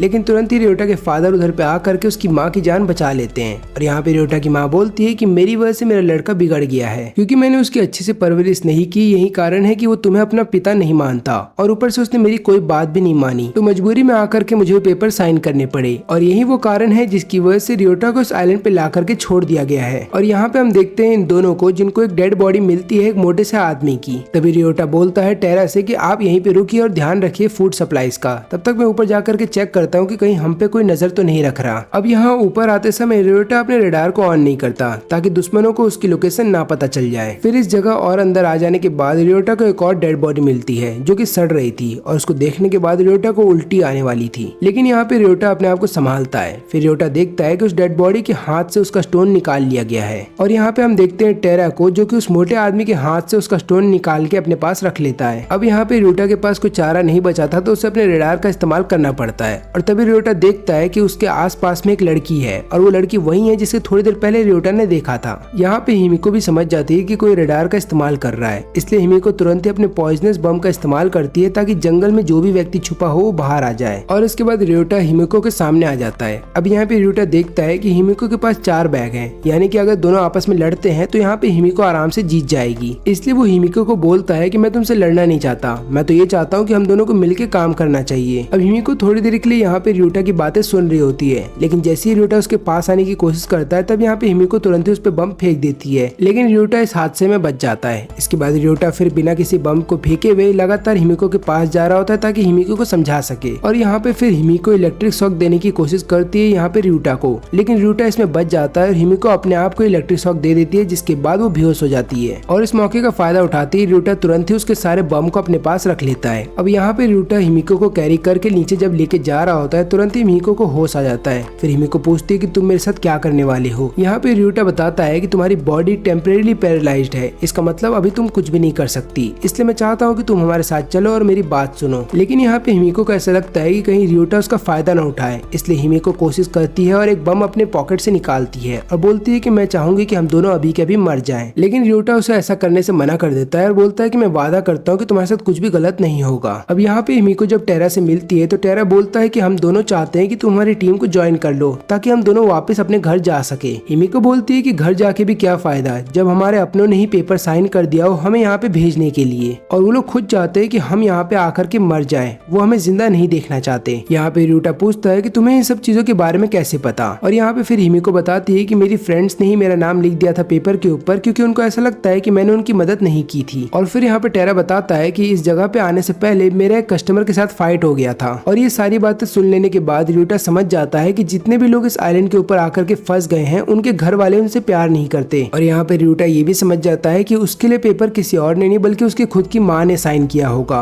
अब यहाँ पे रियोटा इस सच्चाई को अपनाना नहीं चाहता था, लेकिन तुरंत ही उन्हें जंगल से कुछ आवाज सुनाई देती है। यहाँ पे रियोटा रेडार में चेक करता है लेकिन रेडार में उन्हें कुछ भी दिखाई नहीं देता। तभी टेरा फ्लैशलाइट ऑन करता है जिसके बाद उन्हें चमकती हुई आंखें दिखाई देती हैं और यहाँ पे टेरा डर जाता है और बोलता है कि हमें यहाँ से भागना होगा। अब ये दोनों तो यहाँ से भाग सकते हैं लेकिन हिमिको यहाँ से नहीं भाग सकती क्योंकि उसकी बॉडी अभी भी पैरालाइज्ड है और यहाँ पे काफी सारे बड़े बड़े छिपकली उनका पीछा कर रहे हैं। रियोटा यहाँ पे टेरा का बोलता है कि तुम हिमिको को लेकर के अपने साथ कहीं दूर चले जाओ, तब तक मैं इन लोगों को ठिकाने लगाता हूँ। यहाँ पे रियोटा एक छिपकली के ऊपर पत्थर मार के उसको मार देता है लेकिन बाकी छिपकलियों को मारने के लिए बम का इस्तेमाल करता है। लेकिन यहाँ पे जिस बम का वो इस्तेमाल कर रहा था वो कीरा के बम थे और क्योंकि अभी तक से कीरा नहीं मारा गया है तो उसका ओनरशिप अभी तक से रियोटा के पास नहीं आया है। अब यहाँ पे रियोटा लगातार अपना बैग ढूंढ रहा होता है बम का, लेकिन इतने देर में हम देखते हैं कि एक छिपकली टेरा के पाँव पे काट लेती है और टेरा को बहुत दर्द हो रहा होता है। लेकिन इनकी किस्मत अच्छी थी कि रियोटा को तुरंत ही अपना बैग मिल जाता है और वो सारी छिपकलियों को वहाँ से भगा देता है। अभी तीनों यहाँ से कहीं दूर जा रहे थे जहाँ पे रियोटा के कंधे के ऊपर हिमिको थी और वहीं पे टेरा सारे फूड सप्लाईज को और बम को अपने कंधों पे कैरी कर रहा था। और यहाँ पे फिर टेरा लगातार तारीफ कर रहा होता है रियोटा की। वो बोल रहा होता है कि तुम चाहते तो मेरे को और हिमिको को छोड़ के जा सकते थे लेकिन तुमने ऐसा नहीं किया, ये दिखाता है कि तुम एक हीरो हो। लेकिन यहाँ पे टेरा बहुत ज्यादा डरा हुआ है और इसीलिए वो लगातार तारीफ कर रहा है रियोटा की क्योंकि उसको डर है कि अगर रियोटा ने उसको अकेले छोड़ दिया तो वो यहाँ पे मर जाएगा। फिर हमें पता चलता है कि टेरा भले ही कितनी अच्छी बातें क्यों ना करता हो और अपनी फैमिली के साथ भी अच्छा बिहेव करता हो, लेकिन वो अपने कस्टमरों के साथ कभी भी अच्छा बिहेव नहीं करता था और उसने काफी सारे गलत काम भी किए हैं अपने कस्टमर्स के साथ। और फिर टेरा समझ जाता है कि यही कारण है कि मेरे को यहाँ पे भेजा गया है। तभी छिपकलियों के द्वारा इन पे फिर से हमला होता है और यहाँ पे रियोटा और टेरा दोनों अलग हो जाते हैं। रियोटा अपने रेडार का इस्तेमाल करता है टेरा को ढूंढने के लिए लेकिन वो ढूंढ नहीं पाता और यहाँ पे रियोटा को ऐसा लग रहा होता है कि टेरा ने उसको धोखा दिया क्योंकि टेरा के पास सारे फूड सप्लाई और बम थे। लेकिन जैसे ही रियोटा के ऊपर एक छिपकली हमला करने वाली थी तुरंत ही वहाँ पे एक बम आता है और छिपकली को मार देता है और फिर पीछे से टेरा आता है। वो बोलता है कि मैं तुम्हारी लोकेशन पता नहीं कर पा रहा था। तब यहाँ पे रियोटा बोलता है कि मुझे माफ कर देना क्योंकि मैंने तुम पे शक किया। टेरा बोलता है कि तुम्हें माफी मांगने की कोई जरूरत नहीं है क्योंकि जब लोग अकेले होते हैं और डरे हुए होते हैं तो उनके दिमाग में केवल नेगेटिव चीजें ही आती हैं। और इसके बाद टेरा अपने बम के बारे में सारे सीक्रेट्स बता देता है रियोटा को कि उसके पास कितने टाइप्स के बम हैं। ऐसा वो इसलिए करता है क्योंकि उसको रियोटा पे अब भरोसा है और उसको ऐसा लगता है कि रियोटा के बिना वो सरवाइव नहीं कर पाएगा। फिर ये लोग जैसे ही जंगल से बाहर निकलने की कोशिश करते हैं तब इन्हें एक छोटी सी बिल्डिंग दिखती है। अब इस बिल्डिंग के ऊपर जब ये तीनों चढ़ने की कोशिश कर रहे होते हैं तब तीनों ही नीचे गिर जाते हैं क्योंकि सीढ़ियों में जंग लगा था और सीढ़ियां टूट जाती हैं। अब यहाँ पे टेरा बोलता है कि मैं छिपकलियों को रोकता हूँ, तब तक तुम हिमिको को लेकर चढ़ जाओ। यहाँ पे फिर रियोटा लगातार कोशिश कर रहा होता है हिमिको को होश में लाने की, लेकिन हिमिको होश में नहीं आती। अब यहाँ पे टेरा के पास जो बम है उससे वो केवल एक ही बार में एक छिपकली को मार सकता है। लेकिन जैसे ही टेरा पीछे देखता है तो वहाँ पे हिमिको नीचे पड़ी हुई है और रियोटा खुद ही इस बिल्डिंग के ऊपर चढ़ गया है। और यहाँ पे सभी छिपकलियों को भगाने के लिए रियोटा अपने पॉइजन बम का इस्तेमाल करता है। वो फिर टेरा को बोलता है कि मैंने पॉइजन छोड़ दिया जंगलों के बीचों बीच, लेकिन हवा की वजह से वो पॉइजन हमारी तरफ भी आ सकता है। यहाँ पे रियोटा एक बात ये भी बताता है कि मैंने हिमिको के हाथ का इस्तेमाल किया ताकि मैं उसके बम को एक्टिवेट कर सकूं। इसके बाद हिमिको को भी होश आ जाता है और तीनों उस बिल्डिंग के अंदर चले आते हैं, लेकिन वो तीनों देखते हैं कि यहाँ पे भी बम का इस्तेमाल किया है। इसका मतलब हमारे से पहले यहाँ पे कुछ लोग आ चुके हैं। लेकिन तभी टेरा का पाँव बहुत ज्यादा दर्द करने लगता है क्योंकि उसके पाँव पे एक छिपकली ने काट लिया था और अभी तक से उस पे ना तो बैंडेज लगा है और ना ही उसे डिसइंफेक्ट किया गया है। अब यहाँ पे रियोटा सोचता है अंकल टेरा की मदद करने के लिए, इसलिए वो लगातार कुछ न कुछ ढूंढ रहा होता है ताकि टेरा के घाव को साफ किया जाए। वो हिमिको को बोलता है मदद करने के लिए, लेकिन हिमिको बोलती है कि मेरी बॉडी को टच मत करना और ना तो मेरे पास आना, क्योंकि जो भी चीजें पास्ट में हिमिको के साथ हो चुकी हैं उसके बाद वो किसी भी लड़के पे ट्रस्ट नहीं करती है। लेकिन जब यहाँ पे रियोटा टेरा के जो घाव होता है उसको हील कर रहा होता है और लगातार उसको साफ करने की कोशिश करता है, तब टारा लगातार अपना पाँव हिला रहा होता है और यहाँ पे फिर हिमिको को बोला जाता है कि तुम उसकी बॉडी को पकड़ो, लेकिन हिमिको ऐसा करने से मना कर देती है। वो बोलती है कि मैं किसी की बॉडी टच नहीं करूंगी। तभी रियोटा बोलता है कि जब तुम बेहोश हो गई थी तब टारा ने तुम्हारी जान बचाई थी, इसलिए अभी तुम्हें टारा की मदद करनी होगी। और फिर दोनों मिल करके टारा के घाव को साफ कर देते हैं। इसके बाद टारा थोड़ी देर के लिए आराम करता है और इन दोनों को समझ में नहीं आता कि इन्हें आगे क्या करना चाहिए। फिर हम देखते हैं उन लोगों को जिन्होंने ये पूरा गेम ऑर्गेनाइज करवाया है। वो लोग यहाँ पे इन दोनों पे नजर रखते हैं और देखते हैं कि रियोटा ने अब तक 4 लोगों के साथ फाइट किया है, लेकिन उनमें से केवल एक ही बंदे की उसने जान ली है और बाकी सबको उसने जिंदा छोड़ दिया। और देखने पे ऐसा लग रहा है कि रियोटा खुद की टीम बनाना चाहता है। और यहाँ पे ये आदमी अपने स्टाफ को बोलता है कि लगातार रियोटा पे नजर रखना, क्योंकि वो हमारे लिए सबसे वैल्यूएबल प्लेयर है। अब उसी दौरान हम देखते हैं हिमिको को, जो अपने फोन में अपने कॉस्प्ले वाला फोटो देख रही होती है। तभी रियोटा बोलता है कि कॉस्प्ले वाली फोटो तुमने कहाँ खिंचवाई थी। तब हिमिको उसके पाँव पे एक लात मारती है और बोलती है कि तुम्हें किसने कहा मेरे फोन पे नजर रखने के लिए, और ये मत सोचना कि मैं तुम्हारे साथ टीम अप करने वाली हूँ। मैं तुम दोनों के साथ मिलकर के टीम नहीं बनाऊंगी और मैं ये भी नहीं बताऊंगी कि मेरा नाम क्या है। तभी रियोटा पूछता है कि तुम्हारे पास इतने सारे सूटकेस, वो भी खाने के, और इतने सारे बम कहाँ से आए। इसका मतलब ये है कि तुमने काफी सारे लोगों की जान ली है। अब यहाँ पे रियोटा सोचता है कि वो इस लड़की पर ट्रस्ट नहीं कर सकता, क्योंकि किसी दिन ऐसा आएगा जब ये लड़की हम दोनों को धोखा दे के चली जाएगी। लेकिन यहाँ पे हिमिको फिर अपने आप को जस्टिफाई करने लगती है और बताती है कि मेरे साथ क्या क्या हुआ था। लेकिन यहाँ पे रियोटा उसकी कोई बात नहीं सुनता और बोलता है कि अगर तुमने हम दोनों को यहाँ पे अभी मार दिया तो तुम्हारे पास इतने सारे स्टोन हो जाएंगे कि तुम यहाँ से बाहर निकल सकती हो, और तुम चाहोगी कि हम तुम्हारे कहानी पे भरोसा कर ले ताकि हमें तुम पे ट्रस्ट होने लगे, और सही मौका मिलते तुम हमें धोखा देके चली जाओगी। लेकिन तुरंत ही इन्हें इस बात का एहसास होता है कि कोई अपना रेडार का इस्तेमाल कर रहा है। तभी यहाँ पे रियोटा हिमिको को बोलता है कि तुम्हारी लोकेशन पता चल गई है, क्योंकि तुम लगातार हिल रही थी, तो एक काम करो, तुम हम दोनों को यहाँ पे छोड़ करके कहीं दूर चली जाओ। लेकिन तभी रियोटा डिसाइड करता है कि वो खुद भी चला जाएगा जंगल के अंदर और उस आदमी को पकड़ेगा जिसने अभी अभी रेडार का इस्तेमाल किया था। और इसके बाद रियोटा जंगल में आते ही तुरंत अपना रेडार ऑन कर देता है और लगातार इधर उधर जंगल में भाग रहा होता है, ताकि जो भी व्यक्ति जंगल में छुपा हुआ हो वो उनकी बिल्डिंग की तरफ ना जाए। इसके बाद रियोटा फिर से अपना रेडार ऑन करता है और तुरंत ही उसका अपोनेंट उसके पीछे से आ जाता है। अब यहाँ पे उसका अपोनेंट कोई और नहीं बल्कि हिमिको का ही वो साथी है जिसके साथ हिमिको ने पहले टीम अप किया था। फिर यहाँ पे रियोटा लगातार बच के भाग रहा होता है। फिर एक कोने में आ जाने के बाद रियोटा उसको धमकाता है कि मैं तुम्हारी तरफ बम फेंक दूंगा क्योंकि तुम नाइफ का इस्तेमाल कर रहे हो। लेकिन यहाँ पे रियोटा को बात नहीं पता थी कि इसका एक और साथी उस जंगल में छुपा हुआ है, और वो साथी होता है लॉयर। और फिर दोनों मिल करके यहाँ पे रियोटा को हरा देते हैं और फिर रियोटा के सारे बम चेक करने लगते हैं। तो यहाँ पे लॉयर बोलता है कि इसके पास काफी सारे बम है, इसका मतलब ये है कि इसने काफी लोगों का खून किया है। लॉयर लगातार अपने साथी को बोल रहा होता है कि रियोटा की जान ले लो, लेकिन उसका साथी ऐसा नहीं करता।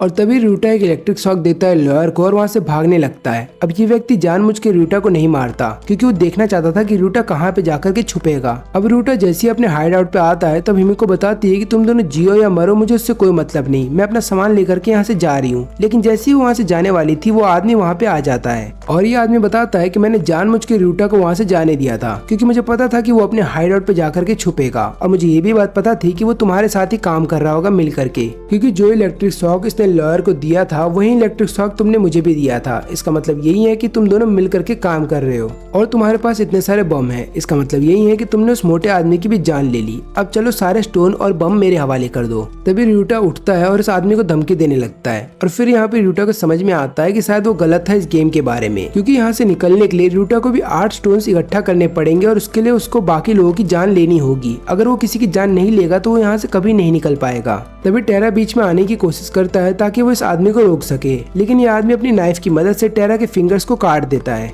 और इसके बाद ये रियोटा को भी वहाँ से धक्का दे देता है। जब रियोटा को होश आता है तो वो देखता है कि वो एक पेड़ पे लटका हुआ है। इसके बाद रियोटा फिर से अपने हाइड आउट पे वापस आता है जहाँ पे टेरा का हाथ में से खून निकल रहा है, और वो देखता है कि उसके जितने भी सप्लाईज हैं वो सब गायब हैं। वो फिर हिमिको को ढूंढने लगता है, लेकिन हिमिको भी वहाँ से जा चुकी है। वो तुरंत ही देखता है कि हिमिको का फोन वहीं पे पड़ा हुआ है और वो फोटो देख लेता है जो हिमिको उससे छुपा रही थी। और फिर रियोटा सोचता है कि हिमिको वही लड़की है जो गेम में लगातार मेरे साथ खेल रही थी और मुझे उससे प्यार हो गया था। फिर यहाँ पे रियोटा चला जाता है तुरंत ही हिमिको की जान बचाने के लिए। तो टेरा बोलता है कि प्लीज मुझे छोड़ के मत जाओ। यहाँ पे रियोटा बोलता है कि मुझे तुम्हें छोड़ के जाना होगा, तभी जाकर के मैं हिमिको की जान बचा पाऊंगा और तुम्हारे लिए कुछ मेडिसिन ला पाऊंगा जिससे कि तुम्हारी ब्लीडिंग को रोका जा सके। लेकिन यहाँ पे टेरा फिर भी बोलता है कि प्लीज मुझे छोड़ के मत जाओ, लेकिन रियोटा उसकी कोई बात नहीं सुनता और चला जाता है हिमिको को बचाने के लिए। अब यहाँ पे ये दोनों हिमिको को बंदी बना लेते हैं और फिर डिसाइड करते हैं कि वो दोनों हिमिको को टॉर्चर करेंगे धीरे धीरे। और जैसे वो ऐसा करने वाले थे तुरंत ही उन्हें इस बात का एहसास होता है कि किसी ने अपने रेडार का इस्तेमाल किया है, और इस आदमी को पता चल जाता है कि रियोटा अभी जिंदा है। तो इसलिए वो लॉयर को बोलता है कि तुम लगातार बम फेंकते रहना अगर रियोटा यहाँ पे आता है तो। और मैं कहीं पे जाकर के छुप जाऊंगा क्योंकि मेरे पास कोई भी बम नहीं है। अब यहाँ पे तुरंत ही हम देखते हैं कि लगातार बम फटने लगते हैं और इस आदमी को कोई भी अंदाजा नहीं होता कि कौन जिंदा बचा है या फिर कौन मर गया। फिर बाहर आकर के अपने साथी से पूछता है कि क्या तुमने रूटा की जान ले ली। तो ये आदमी बताता है कि अभी थोड़ी देर पहले रूटा यहाँ पे आया था, लेकिन जैसे ही मैंने उस पर बम फेंका वो गायब हो गया। ये दोनों ही अपने रेडार का इस्तेमाल करते हैं रूटा की लोकेशन पता करने के लिए, लेकिन रूटा क्योंकि एक जगह पे लगातार बैठा हुआ था तो इन दोनों को पता नहीं चल पाता कि रूटा कहाँ पे है। और इसके बाद रूटा उस रूम में पहुंच जाता है जहाँ पे हिमिको को बंदी बना के रखा गया था। वो जैसे ही गेट खोलता है तुरंत ही गेट के अंदर से एक बम निकलता है और नीचे गिरने वाला था, लेकिन तुरंत ही उस बम को रोक लेता है और डीएक्टिवेट कर देता है। फिर इसके बाद वो हिमिको को छुड़ा देता है और यहाँ पे रूटा को ऐसा लग रहा होता है कि हिमिको वही लड़की है जिसे उसने गेम में पसंद किया था, लेकिन यहाँ पे हिमिको अभी भी रूटा का साथ निभाने के लिए तैयार नहीं थी। तो इसलिए रूटा को ऐसा लगता है कि शायद उसने गलती कर दी हिमिको की जान बचा के। अब इसके बाद जब दोनों यहाँ से जाने लगते हैं तुरंत ही रेडार एक्टिवेट होता है और दोनों की लोकेशन पता चल जाती है। अब यहाँ पे आदमी अपने लॉयर को बोलता है कि जाओ और जा करके रूटा को मार दो। और यहाँ पे जब लॉयर और रूटा लगातार आपस में लड़ रहे होते हैं एक दूसरे पे बॉम्ब फेंकते हुए, तब हम देखते हैं कि दूसरी तरफ ये आदमी जा करके हिमिको को पकड़ लेता है और फिर ये आदमी बोलता है कि मैंने अपना नाइफ गिरा दिया है और मैं चाहता हूँ कि मैं तुम्हारे साथ एक हैंड टू हैंड कॉम्बैट करूँ, और याद रखना कि मैं नहीं चाहता कि तुम किसी भी तरीके का बम लेकर के आओ। और मैं तुम्हें ये भी बता दूं कि मैंने ऑलरेडी 4 स्टोन कलेक्ट कर लिए हैं। अगर तुम मुझे हरा देते हो तो 4 स्टोन तुम्हारे हो जाएंगे। तो सोच लो, तुम्हारे पास एक अच्छा मौका है यहाँ से बाहर निकलने का। अब यहाँ पे रूटा छुपा हुआ था, लेकिन जैसे ही वो इस आदमी की सारी बातें सुनता है उसके बाद ये तुरंत ही उस आदमी पे हमला करने के लिए चला जाता है उसी की नाइफ के जरिए। लेकिन वो आदमी तुरंत ही रूटा को पकड़ लेता है और बाद में बोलता है कि मैंने कहा था ना मुझे तुम्हारे साथ हैंड टू हैंड कॉम्बैट करना है, और ऊपर से तुमने मेरी ही नाइफ का इस्तेमाल किया मुझे मारने के लिए। अब यहाँ पे हिमिको भी लगातार कोशिश कर रही होती है रूटा की जान बचाने के लिए, लेकिन ये आदमी तुरंत ही हिमिको को अपने से दूर फेंक देता है। लेकिन बाद में इस आदमी को पता चलता है कि जब हिमिको इसकी बॉडी पे चढ़ गई थी तुरंत ही हिमिको ने एक बम लगा दिया था उसकी बॉडी के ऊपर, जो कि एक गैस बम था। और तुरंत ही फिर हिमिको और रूटा वहाँ से भागने लगते हैं। भागते भागते ये दोनों एक ऐसी जगह पे पहुंच जाते हैं जहाँ से निकलने का कोई रास्ता नहीं था, लेकिन तुरंत ही रूटा देखता है कि ऊपर एक छोटी सी जगह है जहाँ से हम लोग बच के निकल सकते हैं। रूटा सबसे पहले उसके ऊपर चला जाता है और बाद में हिमिको को खींचने लगता है, लेकिन तुरंत ही वो आदमी वहाँ पे आ जाता है और हिमिको का पाँव पकड़ लेता है। लेकिन वहाँ पे रूटा एक बम फेंक देता है जिसकी वजह से वो आदमी वहीं पे मर जाता है। और उसके बाद यहाँ पे रूटा ने हिमिको की जान भी बचा ली थी। अब यहाँ पे यह आदमी जो सबके ऊपर नजर रख रहा है वो बोलता है कि मुझे नहीं लगा था कि रूटा इस आदमी की जान ले पाएगा, मुझे तो लगा था वो दूसरा आदमी इस गेम को जीत पाएगा।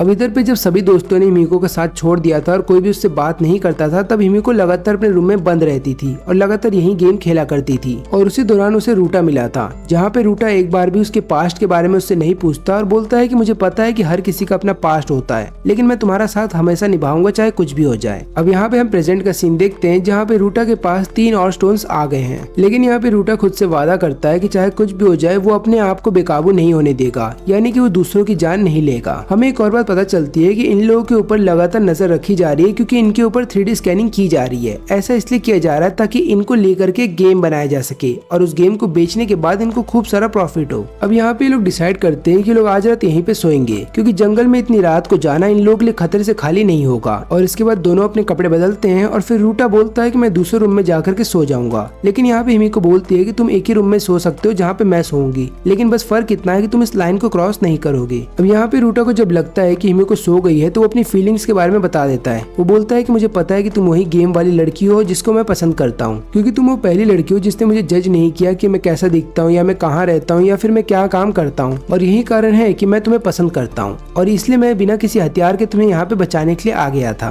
और अपनी फीलिंग्स को बता देने के बाद रूटा सोने के लिए चला जाता है। उसको ऐसा लग रहा होता है कि हिमिको भी सो चुकी है, लेकिन यहाँ पे हिमिको सोती नहीं, वो बल्कि सारी बातें सुन लेती है जो रूटा ने अभी बोली थी। अब यहाँ पे हिमिको सोच रही होती है कि क्या उसे रूटा को अपना साथी अपना लेना चाहिए, क्योंकि वो हर एक लड़के को एक ही नजर से देखती है, यानी कि हर एक लड़का उसके लिए बुरा है। लेकिन हिमिको तो शुरू से यही चाहती थी कि वो एक दिन रूटा से मिले और रूटा से शादी कर ले। तो अब यहाँ पे हिमिको क्या करेगी? अब हिमिको जब ये बातें सोच रही होती है तभी हिमिको के चेहरे के ऊपर लाइट आ जाती है और उसे डरावना सा चेहरा दिखता है, जिसके बाद हिमिको चिल्लाते हुए उठती है और यहाँ पे फिर रूटा पूछता है कि क्या हो गया। तभी हिमिको बोलती है कि मुझे ऐसा लगा कि मैंने किसी को देखा जिसके हाथ में टॉर्च थी। तो यहाँ पे रूटा बोलता है कि हमें सावधान रहना होगा, हो सकता है यहाँ पे कुछ और प्लेयर्स भी आ गए हों। ये दोनों अपने रेडार का इस्तेमाल करते हैं, लेकिन रेडार में कुछ भी नहीं दिखता। तुरंत ही उन दोनों का नजर इस बात पे जाता है कि सामने कुछ चमक रहा है और यहाँ पे रूटा हिमिको को बोलता है कि मैं देख करके आता हूँ कि वहाँ पे क्या चल रहा है, तब तक तुम यहीं पे रुके रहना। रूटा जैसे उस जगह के अंदर आता है वो देखता है कि वहाँ पे फूड सप्लाई पड़ा हुआ है और ऊपर से वहाँ पे काफी सारी ऐसी चीजें हैं जिससे कि उसको शक होता है कि हो सकता है ये सभी चीजें ट्रैप हो। और इतना सोचने के बाद रूटा वहाँ से जाने वाला था कि तुरंत ही वो अजीब सा आदमी इस पे हमला कर देता है। अब यहाँ पे रूटा बार बार बार बच जाता है, लेकिन आखिरी कोशिश में रूटा कैसे भी करके उसे अपने से दूर कर देता है। और फिर यहाँ पे रूटा को पता चलता है कि ये एक लड़की है और इसका एक हाथ कटा हुआ है और यही कारण है कि ये लोग इसको रेडार से नहीं ढूंढ पा रहे थे।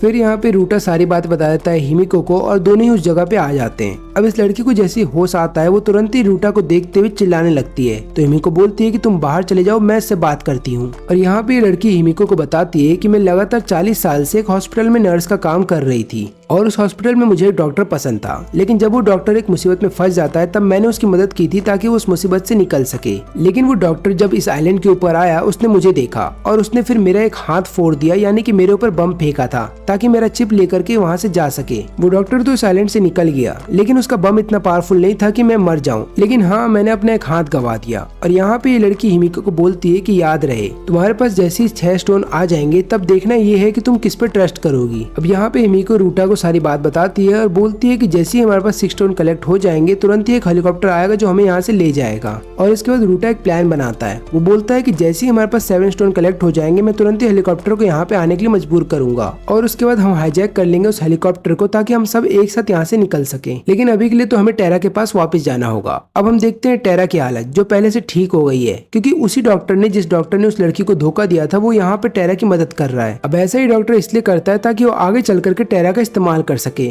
तभी वहाँ पे रूटा और हिमिको दोनों आ जाते हैं और वो लोग डॉक्टर को टेरा से दूर रहने के लिए बोलते हैं, लेकिन डॉक्टर बोलता है कि मैं यहाँ से गुजर रहा था और मैंने देखा इसको मरते हुए, इसलिए मैंने इसकी जान बचाई। और यहाँ पे टेरा भी रियोटा को बोलता है कि हम इस आदमी पे भरोसा कर सकते हैं क्योंकि इसने मेरी जान बचाई है। अब यहाँ पे रियोटा बोलता है कि ठीक है तुम हमारे टीम में शामिल हो सकते हो, लेकिन रियोटा बोलता है कि उससे पहले तुम्हें अपने बम दिखाने होंगे। अब यहाँ पे रियोटा एक बात समझ जाता है कि इस डॉक्टर के पास जिस तरीके के बम है उनको चलाने के लिए रिमोट का इस्तेमाल करना होगा। इसका मतलब ये है कि ये डॉक्टर इतना बड़ा खतरा नहीं है जितना बड़ा रियोटा समझ रहा था। लेकिन यहाँ पे डॉक्टर का प्लान कुछ और था। डॉक्टर को पता था कि इनके पास टोटल 6 स्टोन्स हैं, इसलिए डॉक्टर चाहता था कि ये लोग किसी भी तरीके से एक और स्टोन कलेक्ट करें और बाद में डॉक्टर इनको धोखा देकर के इनके स्टोन्स लेकर के यहाँ से चला जाएगा। तभी वो लोग देखते हैं कि फूड का सप्लाई फिर से नीचे आ रहा है और यहाँ पे फिर रूटा बोलता है कि हमें जाना होगा फूड सप्लाई को कलेक्ट करने के लिए। जैसे ही रूटा वहाँ पे पहुँचता है तो वो लोग अपने रेडार की मदद से देखते हैं कि वहाँ पे टोटल 6 लोग हैं, लेकिन इतने सारे लोगों के होने के बावजूद भी रूटा बोलता है कि हमें फूड सप्लाई को कलेक्ट करना होगा। फिर ये लोग जब आगे बढ़ रहे होते हैं तो लोग की नजर जाती है रेडार पे और इनको पता चलता है कि बाकी 2 लोग तो छुप गए हैं और बाकी 2 लोग अभी भी इनका पीछा कर रहे हैं। अब भागते भागते रूटा को वो आदमी दिखता है जिसने इससे पहले ट्रैप लगाया था रूटा के लिए, लेकिन रूटा नहीं मरता बल्कि कोई और लड़की मर जाती है। अब यहाँ पे दोनों ही सूटकेस को पाना चाहते थे, लेकिन दोनों नीचे गिर जाते हैं। इसके बाद अब दोनों को एक दूसरे का सामना करना होगा और दोनों ही एक दूसरे पे बम फेंकना स्टार्ट कर देते हैं। वहीं पे दूसरी तरफ हम देखते हैं हिमिको को, जिसको एक लड़की मिल जाती है और ये लड़की भी उसी आदमी के साथ होती है और ये लड़की तुरंत ही हिमिको को बेहोश कर देती है और उसके बाद हिमिको के ऊपर एक बम छोड़ करके वहाँ से चली जाती है। अब यहाँ पे हम देखते हैं रूटा को जो लगातार उस आदमी से लड़ रहा है और एक रॉक के पीछे छुपा हुआ होता है। अब यहाँ पे इस डॉक्टर को सूटकेस तो मिल जाता है, लेकिन सूटकेस के अंदर अभी भी पैराशूट लगा हुआ होता है और उस डॉक्टर को परेशानी हो रही होती है। तभी दूसरा आदमी डॉक्टर के ऊपर एक बम फेंक देता है। रूटा तुरंत ही डॉक्टर को बोलता है कि उस सूटकेस को छोड़ के वहाँ से भागो। अब डॉक्टर वहाँ से भाग तो जाता है, लेकिन भागने से पहले वो सूटकेस के ऊपर एक बम लगा देता है ताकि वो पैराशूट से अलग हो जाए। और जब ये सूटकेस नीचे गिर रहा होता है तो डॉक्टर बोलता है रूटा से कि उस सूटकेस को पकड़ लेना। रूटा तुरंत ही उस सूटकेस को पकड़ लेता है और वहाँ से भागने लगता है। अब यहाँ पे हम देखते हैं हिमिको को जो अभी भी जिंदा होती है। वो तुरंत ही लड़की के ऊपर हमला करती है और बोलती है कि पहली बात तो ये कि मेरे पास ऐसे बम है जो मैं तुरंत ही जाकर एक्टिवेट कर सकती हूँ, बल्कि तुम्हारे बमों को एक्टिवेट होने में टाइम लगता है और मैं दूसरे हाथ से तुम्हें इलेक्ट्रिक शॉक भी दे सकती हूँ। इसका मतलब ये है कि हम दोनों की फाइट में मैं जीतने वाली हूँ। अब यहाँ पे रूटा लगातार सूटकेस को लेकर के भाग ही रहा होता है कि तभी उसके ऊपर फायर बम आकर के गिरने लगते हैं और ये बम किसी और के द्वारा नहीं बल्कि एक आदमी के द्वारा गिराए जाते हैं जो कि कीरा के साथ वहाँ पे आ गया था। और यहाँ पे कीरा इस आदमी को बोलता है कि रूटा की जान अभी के अभी ले लो, लेकिन ये आदमी ऐसा करने से मना कर देता है। अब रूटा यहाँ पे आग के बीच में फंसा हुआ था कि तभी दूसरा आदमी वहाँ पे आता है, रूटा के चेहरे पे एक लात मारता है और उसके बाद वो सूटकेस ले करके सीधा पानी में कूद जाता है क्योंकि सूटकेस में आग लग गई थी। अब यहाँ पे रूटा भी सीधा पानी के अंदर कूद जाता है क्योंकि उसकी बॉडी पे भी आग लग गई थी। और यहाँ पे फिर कीरा अपने साथी से बोलता है कि हमें तुरंत ही किनारे के पास जाना चाहिए और ये कोशिश करनी चाहिए कि वो दोनों ऊपर चढ़ के ना आ पाए। अब यहाँ पे ये लड़की लगातार हिमिको को बोल रही होती है कि मुझे पता है कि तुम ये इलेक्ट्रिक शॉक देने वाला हथियार अपने पास क्यों रखती हो, क्योंकि तुम्हारे साथ कुछ पास्ट में गलत हुआ है। और इतना सुन लेने के बाद हिमिको अपने ऊपर से काबू खो बैठती है और लगातार हमला करने की कोशिश करती है इस लड़की के ऊपर, लेकिन ये लड़की तुरंत ही उसका हथियार उससे दूर करती है और बाद में हिमिको को बंदी बना लेती है। लेकिन यहाँ पे हिमिको हार नहीं मान सकती क्योंकि उसे रूटा के लिए अभी भी जीना होगा। इसलिए जब दोनों आपस में लड़ रहे होते होते हैं तुरंत ही वहाँ पे डॉक्टर का बम आ जाता है और दोनों वहाँ से भाग जाते हैं। डॉक्टर यहाँ पे हिमिको की जान नहीं बचाना चाहता था, वो तो ये चाहता था कि दोनों की दोनों वहीं पे मर जाएं। लेकिन वो जब वहाँ पे जाता है तो उसे पता चलता है कि हिमिको अभी जिंदा है और फिर वो लगातार हिमिको का हालचाल पूछने लगता है, ऐसा दिखाने की कोशिश कर रहा होता है कि उसे हिमिको की फिक्र है। अब यहाँ पे हिमिको समझ जाती है कि डॉक्टर एक्टिंग कर रहा है, लेकिन अगर हिमिको ने कुछ भी बोला तो हो सकता है डॉक्टर अभी के अभी उस पर हमला कर देगा। अब यहाँ पे रूटा लगातार किनारे के ऊपर आने की कोशिश करता है, लेकिन वो तुरंत ही देखता है कि वहाँ पे कोई और भी आ रहा है, इसलिए रूटा वहीं पे छुप जाता है।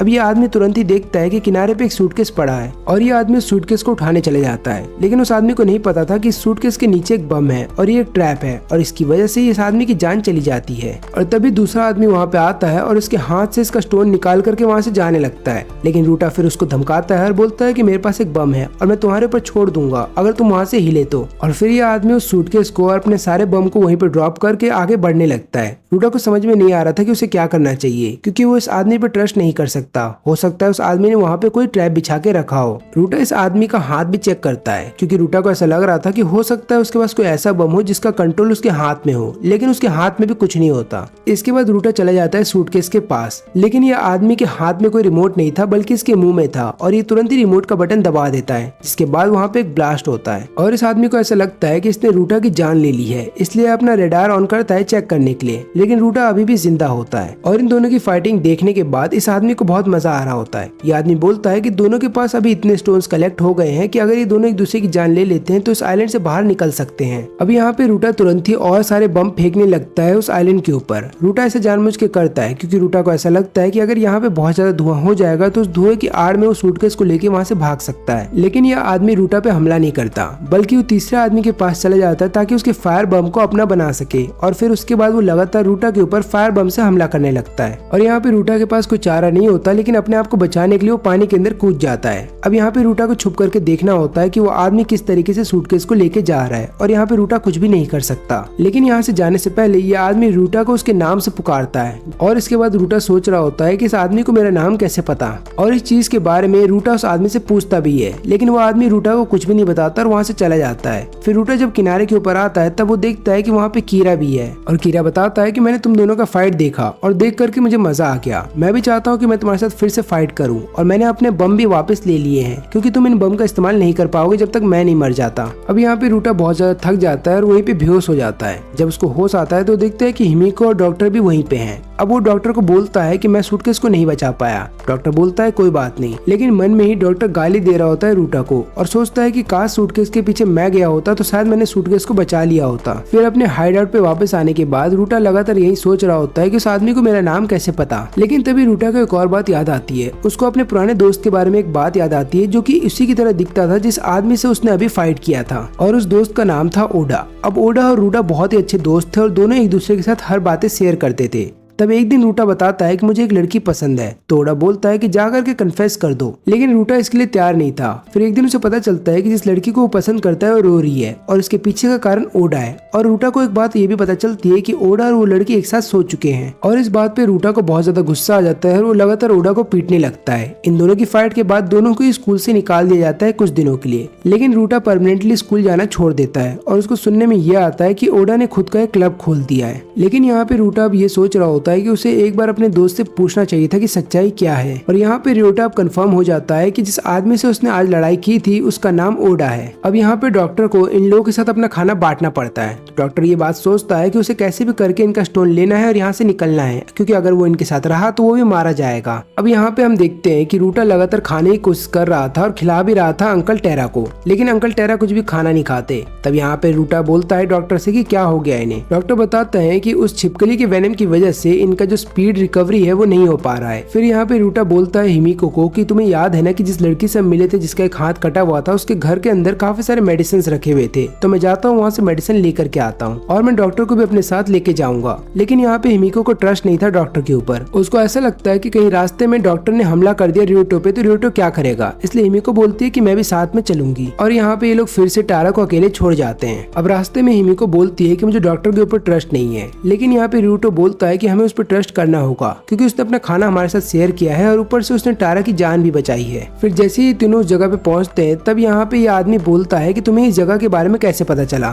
तो ये दोनों बताते नहीं उसको लेडी के बारे में, बल्कि ये बोलते हैं कि हम दोनों यहाँ पे पहले आ चुके हैं और इस जगह के अंदर आते ही डॉक्टर को पता था कि मेडिसिन वाला सेक्शन कहाँ पे है, इसलिए तुरंत ही वो वहाँ पे जा करके मेडिसिन कलेक्ट करने लगता है। अब जैसे ही वहाँ पे रूटा आता है तो डॉक्टर बोलता है कि मैंने सुन लिया था कि हिमिको मेरे बारे में क्या बोल रही थी, लेकिन मुझे पता है कि तुम मुझ पर ट्रस्ट करते हो, इसलिए मैं चाहता हूँ कि तुम ये सूटकेस को अपने पास रखो। लेकिन इसके थोड़ी देर बाद ही हिमिको तुरंत ही चिल्लाते हुए बोलती है रूटा से कि उस सूटकेस को अपने पास मत रखना, क्योंकि उस सूटकेस के अंदर बम है। लेकिन डॉक्टर फिर बोलता है कि बहुत देर हो गई है और तुरंत ही डॉक्टर उस बम का बटन दबा देता है। इसके बाद डॉक्टर हिमिको की तरफ बढ़ रहा होता है ताकि उसकी जान ले सके, लेकिन तुरंत ही वो लेडी भी वहाँ पे आ जाती है और वो तुरंत ही डॉक्टर के ऊपर हमला कर देती है और ये डॉक्टर इस लेडी को देखते ही पहचान जाता है कि ये लेडी कौन है। अब हम देखते हैं 10 मिनट पहले का सीन, जहाँ पे हिमिको उसी लेडी से मिलती है और पूछती है मेडिसिन के बारे में। तभी लेडी बताती है कि उस जगह पे केवल एंटीबायोटिक्स और पेन किलर ही बचे हैं और बाकी सारी दवाई उस जगह पे है। तभी उन दोनों का नजर जाता है डॉक्टर के ऊपर और यहाँ पे हिमिको देख लेती है कि डॉक्टर उस सूटकेस के अंदर बम रख रहा है और ये लेडी भी देख लेती है उस डॉक्टर को और इसके बाद हिमिको जा रही होती है ताकि वो रियोटा की जान बचा सके, लेकिन तब तक बहुत देर हो जाती है। उसके बाद ये लेडी बोलती है कि मैं तुम्हारी जान बचा सकती हूँ, लेकिन अब मेरे अंदर इतनी हिम्मत नहीं है कि मैं उस डॉक्टर से और लड़ सकूं। लेकिन तभी डॉक्टर इन दोनों को बाहर बुलाता है। अभी लेडी गुस्से में आकर के बाहर तो निकल आती है, लेकिन डॉक्टर ने उस जगह पे एक बम प्लांट कर रखा था और जैसे वो लेडी बाहर आती है वो बम वहीं पे फट जाता है और उसकी वजह से उस लेडी की वहीं पे जान चली जाती है। इसके बाद ही डॉक्टर हिमिको की तरफ बढ़ रहा था उसकी जान लेने के लिए, लेकिन यहाँ पे उसकी जान लेने से पहले हिमिको को बोलता है कि तुम चाहो तो मेरे साथ स्टोन मिलकर के कलेक्ट कर सकती हो और बाद में हम दोनों यहाँ से बाहर चले जाएंगे। लेकिन हिमिको यहाँ पे डॉक्टर की कोई बात नहीं मानती और डिसाइड कर लेती है कि वो भी अपनी जान दे देगी। फिर इसके बाद डॉक्टर रूटा का बम इस्तेमाल करता है यहाँ पे हिमिको की जान लेने के लिए, लेकिन वो बम हिमिको की बॉडी से टकरा करके वापस आ जाता है, जिसके बाद डॉक्टर समझ जाता है कि रूटा अभी जिंदा है और तभी रूटा इन दोनों के सामने आता है। फिर रूटा बताता है कि जब डॉक्टर ने मेरे को सूटकेस दिया था वो तुरंत ही भागने लगा था, जिसके बाद मैं समझ गया था कि सूटकेस के अंदर जरूर बम होगा, इसलिए मैंने सूटकेस को तुरंत फेंक करके कहीं छुप गया था। लेकिन यहाँ पे डॉक्टर समझ जाता है कि रूटा से तुरंत नहीं जीत सकता, क्योंकि यहाँ पे डॉक्टर के पास जो बम है उनको चलाने के लिए रिमोट का इस्तेमाल करना होता है, इसलिए फिर डॉक्टर वहाँ से भागने लगता है और वो लगातार कोशिश कर रहा होता है कि रूटा उसके ट्रैप में फंस जाए और तुरंत ही रूटा उस जगह पे खड़ा हो जाता है जहाँ पे डॉक्टर ने एक बम छुपा के रखा था।